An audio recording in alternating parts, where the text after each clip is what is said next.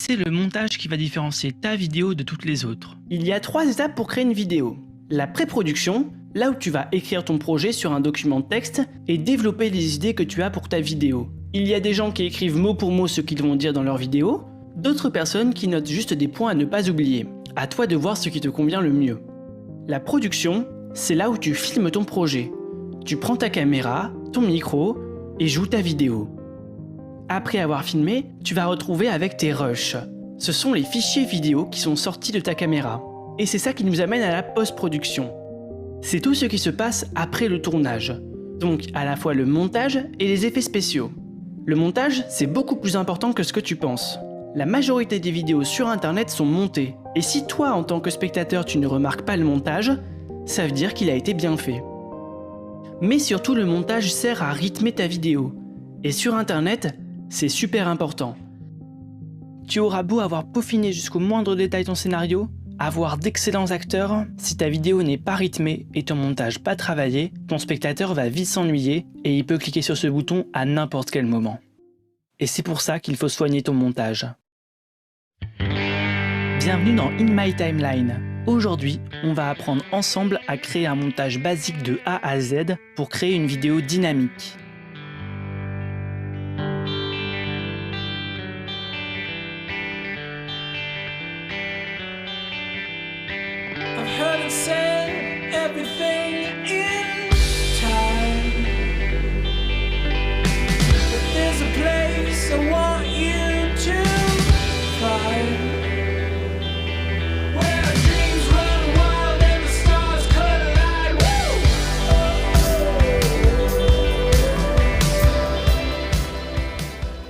Avant de commencer, il faut comprendre une chose. Le logiciel de montage n'est qu'un outil pour faire du montage. Le plus important, c'est le rythme que tu donnes à ta vidéo et comment tu racontes ton histoire. C'est pas parce que tu montes avec tel logiciel que ton montage sera mieux. Mais bien sûr, un logiciel plus complet te permettra d'ajouter plus d'effets pour améliorer la narration de ta vidéo. Car oui, des gros films ont été créés et montés avec Premiere. Mais chaque jour, il y a des milliers d'artistes indépendants qui utilisent Premiere Pro pour créer leurs vidéos. Pourquoi? Parce que c'est l'équilibre parfait entre un logiciel professionnel et complexe, utilisé dans le cinéma, et un logiciel accessible à tous et rapide à prendre en main. Car il n'y a pas de logiciel de montage meilleur qu'un autre.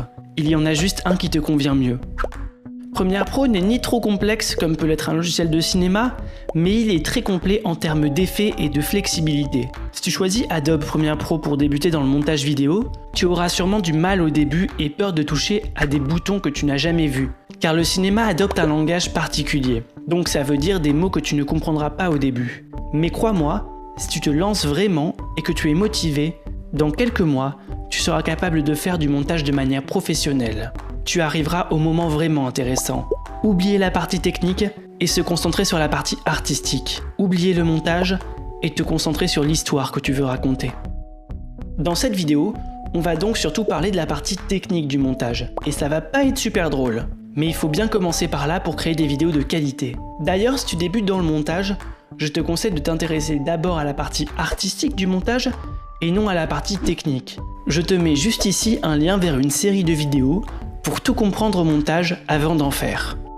Tout d'abord, je te conseille d'avoir la version de Premiere Pro la plus récente possible. Essaye d'avoir une version supérieure à CC 2014. Il faut aussi savoir que Premiere Pro fonctionne avec l'ensemble de la suite Adobe, ce qui permet d'être très flexible et de collaborer facilement. Si tu comptes faire du montage avancé, je te conseille, si tu en as les moyens, de télécharger Photoshop, Illustrator et After Effects en même temps que Premiere Pro. Ces logiciels pourront sûrement être utiles dans tes prochains montages vidéo, même si tu ne sais pas trop les maîtriser. Organisation. Pour bien démarrer dans ton montage, le plus important c'est d'être organisé. Il faut bien structurer ton projet pour que chaque élément soit à sa place et pouvoir t'y retrouver facilement entre tes différents projets vidéo. On va d'abord commencer par organiser nos différents éléments dans notre explorateur de fichiers. Voici la structure que j'utilise personnellement pour mes projets. D'abord, je crée un premier dossier principal où je vais mettre tous les éléments de ma vidéo. Ça me permet donc de facilement m'y retrouver entre toutes mes vidéos et aussi de pouvoir transférer mes projets facilement entre plusieurs ordinateurs. Ensuite, je mets 3 sous-dossiers. D'abord, un dossier Rush qui est le plus important car c'est là où je stocke tous mes fichiers vidéo nécessaires à la création de mon projet. Je crée aussi un dossier audio où je mets mes musiques et bruitages et enfin un dossier visuel pour tout ce qui est effets spéciaux, logos, etc. Bien sûr, ce n'est que mon organisation personnelle. C'est celle qui me paraît la plus pratique. Elle ne sera pas forcément adaptée à ton projet. Tu peux la changer, enlever des dossiers inutiles ou au contraire ajouter des catégories. Mais garde en tête que le plus important, c'est d'être bien organisé dès le départ.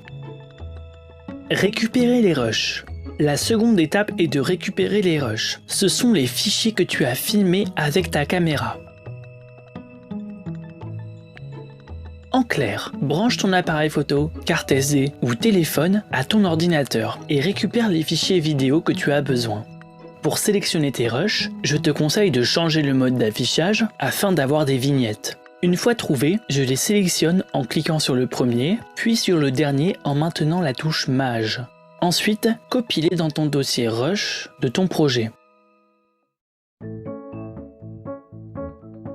Maintenant, passons au montage. En ouvrant Premiere, tu te retrouves devant ce menu qui te propose d'ouvrir tes projets récents ou d'en créer un nouveau. Une fois commencé, ton montage apparaîtra en haut de cette liste. Nous, on va cliquer sur Nouveau. Ici, tu choisis le titre de ton projet et comme emplacement, le dossier principal que tu as créé avant. Ne t'occupe pas des autres paramètres. Interface. Voici l'interface de Premiere Pro. Elle peut paraître complexe au début, mais ne t'inquiète pas, elle est très logique. L'interface s'organise en panneaux qui ont chacun leur fonction. Tu peux réorganiser les différents panneaux comme tu le souhaites, en cliquant sur le nom en haut à gauche et en le faisant glisser. Pour enlever les panneaux inutiles, clique sur les 3 traits puis supprimer. Tu pourras toujours les retrouver dans la partie fenêtre.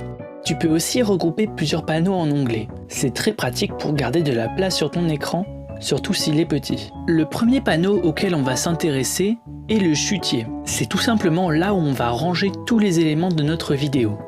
On peut déjà voir que Premiere nous demande d'importer des médias pour commencer notre montage. Pour le faire, il suffit de double-cliquer sur le chutier et rechercher les rushs qu'on a copiés juste avant. Ou alors, tu peux aussi faire glisser directement tes rushs depuis ton explorateur de fichiers. Les deux méthodes donnent le même résultat, utilise juste celle que tu préfères. Comme on va avoir d'autres éléments dans notre vidéo, je te conseille de créer un dossier qui contiendra nos rushs. Pour ça, clique sur ce bouton et donne-lui un nom. Ensuite, fais glisser ce qu'on vient d'importer dans notre dossier. Je te conseille aussi de créer d'autres dossiers pour trier tes éléments. Par exemple, si tu as beaucoup de musique ou de titres, tu peux leur créer à chacun un dossier dédié. Donc maintenant qu'on est bien organisé, on va pouvoir ouvrir notre premier rush. Petite astuce, au lieu d'ouvrir le dossier à chaque fois qu'on a besoin d'un rush, on va l'intégrer comme un panneau, en faisant glisser le nom du dossier juste ici. Il faut que le carré bleu du milieu soit illuminé. Donc maintenant, je peux facilement aller voir mes rushs sans avoir à ouvrir le panneau à chaque fois. Ça n'a l'air de rien, mais c'est un vrai gain de temps. Bien sûr, libre à toi de t'organiser comme tu veux. Par exemple, si tu as la chance d'avoir un second écran, pourquoi ne pas y mettre tes rushs? Pour importer d'autres éléments, comme des musiques, images, etc., c'est la même procédure. Donc double-cliquer, choisir ton fichier et organiser. On peut voir qu'en bas des dossiers, on retrouve quelques icônes pour changer le mode d'affichage. Mais le plus important, c'est cette barre qui te permet d'agrandir tes rushs, car tu peux regarder un élément juste en déplaçant ta souris par-dessus, sans cliquer. C'est une manière très simple de se repérer facilement dans tous tes éléments. Mais pour voir ton rush en plus grand, il faut double-cliquer dessus. Premiere l'ouvre dans le panneau Source, qui est un panneau différent de notre dossier Rush. On peut simplement changer de panneau en cliquant ici. Ce panneau Source est très important. C'est d'ici qu'on met nos rushs dans notre montage. À chaque fois qu'on va insérer un plan dans notre vidéo, on va passer par ce panneau. Il est donc très utile. Dans le panneau Source, on peut rapidement voir notre rush grâce à sa ligne de temps. et le voir en appuyant sur la touche espace pour faire play et pause. Mais le vrai intérêt du moniteur source est de pouvoir découper un plan. Dans un rush, il est rare qu'on veuille tout garder. On va donc découvrir la magie des points in et out, aussi appelés points d'entrée et de sortie. Je m'explique. Le point d'entrée est représenté par un crochet ouvrant. Place-le là où tu veux que ton plan commence. De la même manière, le point de sortie est représenté par un crochet fermant et se place à la fin de ton plan. Je vais donc là où je veux que mon plan commence, je clique sur l'icône du crochet ouvrant, puis pareil avec le crochet fermant. On peut voir que la zone que j'ai sélectionnée est en surbrillance. Je peux faire bouger cette zone en faisant bouger les crochets. D'ailleurs, quand je fais bouger les crochets, on voit en temps réel ma modification dans le panneau source. Mais il nous manque encore le plus important pour faire le montage, la timeline. La timeline, c'est un peu comme une partition sur laquelle tu vas importer tous les éléments et construire ta vidéo. Tu vois ta vidéo sous forme de bande, au début à gauche, à la fin à droite. Le curseur bleu indique où tu te trouves. Mais comment fonctionne la timeline? Ça, c'est une piste. Tu vois que la timeline en comporte plusieurs. En haut, les pistes vidéo, V1, V2 et V3, et en bas les pistes audio, A1, A2 et A3. Donc quand tu mets une vidéo dans ta timeline, elle sera composée d'une partie vidéo et d'une partie audio. Si tu insères une image, il n'y aura qu'une partie vidéo, car une image n'a pas de son. Jusque-là, tout est logique. Avoir plusieurs pistes permet de superposer des éléments. Par exemple, mettre un titre au-dessus d'une vidéo, au lieu d'avoir un titre tout seul. Ou encore, superposer une musique sur le son de ta vidéo. Pour te balader dans ta timeline, bouge la barre qui se situe en bas. Tu peux la faire bouger de gauche à droite et zoomer en faisant glisser les deux petits carrés qui se situent ici. Mais tu peux voir que sur ton écran, la timeline n'existe pas encore. Commençons par la créer. Pour ça, il faut faire glisser l'image du rush qu'on a découpé dans le panneau source jusqu'ici. Maintenant, ta timeline est créée. Le plan qu'on a inséré ne contient que la partie qu'on a mise entre crochets. Si c'est la première fois que tu fais du montage, entraîne-toi à jouer avec ta timeline, jusqu'à ce que tu maîtrises son maniement. C'est ton outil principal pour faire du montage. Mieux vaut être à l'aise avec. Tu as aussi la possibilité d'insérer que la partie vidéo ou la partie audio d'un plan en faisant glisser l'icône vidéo ou l'icône audio. Tu vois, ici, je n'ai que la vidéo sans partie son. Avec ces trois notions, tu peux déjà assembler une bonne partie de ta vidéo. Il faut juste répéter ces étapes dans l'ordre dans lequel va se dérouler ton histoire. Donc sélectionner un rush dans ton dossier, double-cliquer dessus, mettre un point in et out, et enfin le placer dans ta timeline.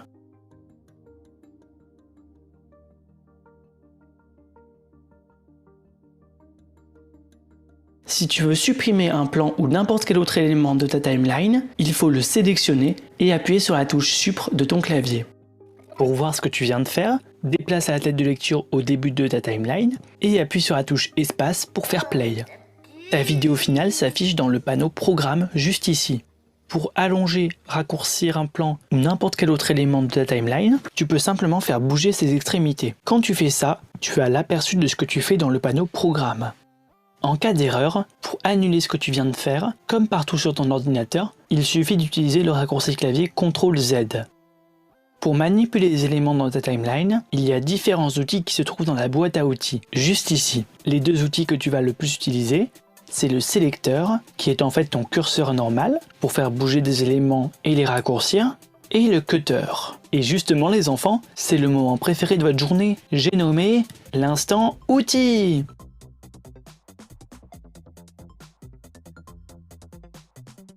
Cutter. Découvrez l'outil Cutter qui va révolutionner votre vie. Il sert à fractionner un élément en plusieurs morceaux pour les réutiliser séparément. Ce qu'on appelle un cut. Il se trouve dans la boîte à outils, juste ici. Donc tu l'attrapes et cliques là où tu veux couper ton élément. Une fois fractionné, tu peux bouger les deux morceaux indépendamment. Il est par exemple possible de les mettre à différents endroits de la vidéo. L'outil Cutter, c'est vraiment génial. Le cut est l'outil basique du montage. C'est lui qui va donner du rythme à ta vidéo, mais on verra ça un peu plus tard. Performance. Si ta vidéo est trop saccadée, cela veut dire que ton ordinateur manque de puissance. Pas de panique, il suffit de baisser la résolution de ta vidéo depuis ce bouton. Change la valeur indiquée. Plus elle sera petite, plus ton ordinateur la traitera facilement. Ton rush n'est pas dégradé, c'est juste la qualité de l'affichage qui est changée. Donc par exemple, si je mets du 1,5, mon ordinateur va m'afficher que 1 pixel sur 2. et donc arrivera plus facilement à la traiter. Ce paramètre devient utile quand on commence à rajouter des effets sur la vidéo. Maintenant, parlons des transitions. Une transition, c'est ça ou ça. Pour toutes les voir, il faut aller dans le panneau Effets, qui recense tous les effets de Premiere Pro. Nous allons aller dans Transition vidéo. Il y a énormément de transitions, mais comme dit Tata Jacqueline, grand pouvoir veut aussi dire grande responsabilité. Il faut être réaliste. Plus tu mettras de transitions kitsch, plus ton montage va être pourri. A-t-on déjà vu Spielberg, Cameron ou Hitchcock utiliser ces transitions? Non. La seule transition que je te conseille est le classique fondu, qui est souvent utilisé pour marquer une ellipse dans les films. Il en existe 3 principaux, le fondu enchaîné, le fondu au noir et le fondu au blanc. Toutes regroupées dans le panneau fondu. Pour appliquer une transition, il suffit de la faire glisser sur ta timeline. Tu vois qu'on peut mettre une transition entre les éléments ou à la fin. La transition apparaît sous forme de petits rectangles blancs. Pour l'allonger, zoome dans ta timeline et fais glisser son extrémité. Une méthode plus rapide pour insérer des fondus consiste à faire un clic droit entre 2 éléments ou à la fin, puis cliquer sur Appliquer les transitions par défaut. À ce moment, Premiere t'ajoute automatiquement un fondu enchaîné et un fondu audio. Si tu veux supprimer une transition, sélectionne-la et appuie sur la touche Sup de ton clavier. Maintenant parlons des titres. Je veux en créer un au début de ma vidéo. Allons dans le menu Titre, puis dans Fixe simple. Dans cette petite fenêtre, tu donnes un nom à ton titre. Mais ce que tu veux, ce n'est pas celui qui apparaîtra dans ta vidéo finale. Ensuite, te voilà dans l'éditeur Titre. C'est comme un mini Photoshop. Clique là où tu veux créer ton titre. Ici, tu peux changer de police, de taille et de couleur. Tu peux aussi changer ces paramètres seulement sur une partie du texte. Pour le centrer, clique sur ces 2 boutons qui vont le centrer horizontalement et verticalement. Une fois que tu as fini ton titre, il suffit de fermer cette fenêtre. Pas besoin de sauvegarder. On peut voir que le titre ne se retrouve pas directement sur la vidéo, mais va dans un de tes chutiers. S'il n'est pas dans ton chutier normal, il est sûrement dans tes rushs. Pour le déplacer, fais-le glisser dans ton chutier principal. Maintenant, pour l'intégrer au montage, tu as 2 possibilités. Si tu veux que ton titre soit sur un fond noir, il faut que tu crées un espace vide devant ta vidéo dans ta timeline. Il faut donc que tu sélectionnes tous les éléments afin de déplacer l'ensemble et créer un espace vide où tu mettras ton titre. Mais si tu as un gros montage avec beaucoup d'éléments, ça peut vite devenir très compliqué de tout sélectionner. C'est donc le moment d'un nouvel outil de sélection de prise en amont. L'outil de sélection de prise en amont te permet de sélectionner tout ce qui se trouve devant l'endroit indiqué afin de décaler tout ton montage. L'espace vide ainsi créé te permettra d'insérer un plan que tu as oublié de mettre ou un titre. Et voilà, ton titre est ajouté au début de ta vidéo. Je te conseille aussi d'appliquer un fondu en entrée et en sortie de ton titre. S'il y a un espace vide entre le titre et le reste de ta vidéo, fais un clic droit dessus, puis clique sur Supprimer et raccorder. L'espace vide va s'enlever en décalant le reste de ta vidéo. Dans la deuxième méthode, ton titre vient par-dessus la vidéo. Pour ce faire, glissons-le sur une piste libre au-dessus de ta vidéo où il va s'afficher. La durée de base d'un titre est de 5 secondes. Tout dépend de tes préférences, mais il est préférable de ne pas dépasser cette durée, voire de la réduire pour dynamiser ton film. Si tu veux modifier un titre, double-clique dessus sur ta timeline ou dans ton chutier pour réouvrir la fenêtre d'édition. Maintenant, ajoutons de la musique. Ça va dynamiser ta vidéo et capter l'attention de tes spectateurs. Prends le temps de trouver la musique qui correspond bien à tes images. C'est super important. Si ta vidéo contient des dialogues, choisis plutôt une musique instrumentale, comme une BO de film par exemple.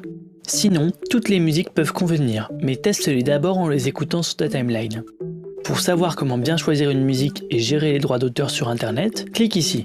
Dans ma vidéo, j'ai choisi d'utiliser une musique de Vice Versa. Les musiques des films Pixar sont souvent très bien pour donner un côté enfantin. Il suffit d'importer la musique comme n'importe quel autre élément. Donc double-cliquer, choisir et organiser. Pour organiser mon montage, je la mets dans mon dossier audio, puis je double-clique dessus pour voir les courbes du son. Dans beaucoup de cas, on peut voir qu'il y a quelques secondes de silence au début. Je vais donc définir un point IN avec le crochet ouvrant, qui sera le départ de ma bande son. Puis je la glisse sur une piste audio non utilisée. Si aucun ajustement n'est nécessaire, glisse-la directement depuis ton chutier. Mais tu vois qu'ici, ma musique continue bien après la fin de ma vidéo. Je peux donc la couper avec l'outil Cutter et mettre un fondu à la fin. un de tes buts principaux en montant ta vidéo est de lui donner un rythme. Attention, un montage rythmé n'est pas forcément un montage rapide. Pour donner ce rythme, on va utiliser le cut qu'on a vu auparavant avec l'outil cutter. Il existe plusieurs manières de placer tes cuts. La plus connue étant le jump cut, qui consiste à couper un passage dans le même plan. Le jump cut a de nombreux avantages. Il te permet par exemple de lire ton scénario entre les passages coupés pour ne pas avoir à le mémoriser entièrement, tout en ayant un montage dynamique.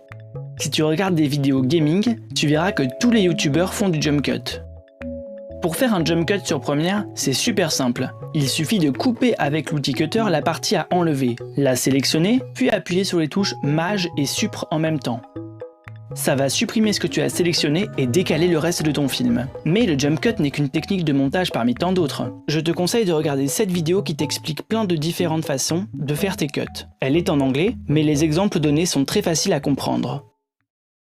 Rendu. Le rendu est l'étape finale du montage. C'est lui qui transforme les indications de montage que tu as créées en fichiers vidéo lisibles sur n'importe quel support. Tant que le rendu n'est pas fait, ton montage n'est visible que sur Premiere Pro. Avant de faire le rendu, sois sûr que tu n'aies rien oublié et revérifie ton montage. Une fois fait, va dans le menu Fichier, Exportation, Médias. Une fenêtre s'ouvre avec plein de paramètres pour régler la qualité de ton rendu. Cette fenêtre est divisée en 3 parties. À gauche, tu peux prévisualiser le résultat final de ta vidéo. La partie droite est elle réservée aux paramètres de rendu. Tu as les paramètres importants en haut et en bas les paramètres plus avancés que tu n'as pas besoin de toucher.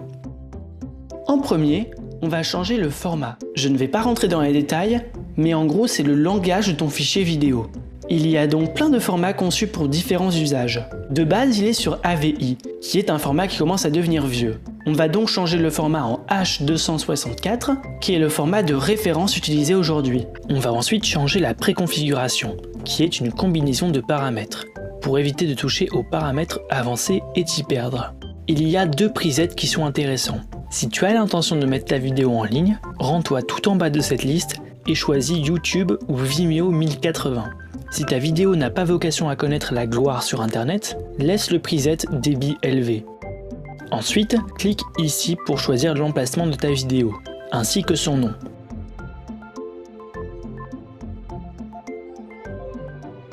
Et enfin, je te conseille de cocher la case « Qualité de rendu maximale ». Ton rendu prendra un peu plus de temps, mais ta vidéo sera de bien meilleure qualité. Juste avant de commencer ton rendu, je te conseille aussi de vérifier sur la gauche que ta vidéo est complète, qu'il n'y ait pas de vide après ta vidéo ou encore de bandes noires. En cas de souci, retourne voir ton montage dans ta timeline si tu n'as pas laissé les petits éléments cachés à la fin. Une fois fait, le grand moment arrive, il faut que tu cliques sur rendu. Dès que tu cliques ici, ton ordinateur devient une usine à transformation de montage en fichier vidéo. Ça peut durer 10 minutes jusqu'à plusieurs heures en fonction de la complexité de ton montage et de la puissance de ton ordinateur. Premiere Pro va aplatir toutes les pistes de ton montage vidéo en un seul fichier. Tu ne pourras donc plus modifier ta vidéo après, à moins de revenir dans Premiere Pro, modifier ton projet et recommencer le rendu. Si tu as un ordinateur qui n'est pas très puissant, il est préférable de le laisser faire le rendu tranquille. Une fois le rendu fini, tu peux aller voir ta vidéo dans son dossier final et savourer le plaisir d'avoir fini ton travail. N'hésite pas à rouvrir ton montage et faire un nouveau rendu si tu n'es pas satisfait du résultat. Voilà, tu connais maintenant toutes les bases du montage sur Premiere. Expérimente, amuse-toi. Tu vas découvrir en cours de route toutes les possibilités de Premiere et du montage vidéo. Si tu veux continuer à apprendre plein de trucs, tu peux regarder la partie 2 de ce tuto. Merci beaucoup d'avoir regardé. Je prévois de faire d'autres vidéos sur le montage et la vidéo en général. N'hésite donc pas à mettre un pouce en l'air, à laisser un commentaire. Je lis tous. Au revoir.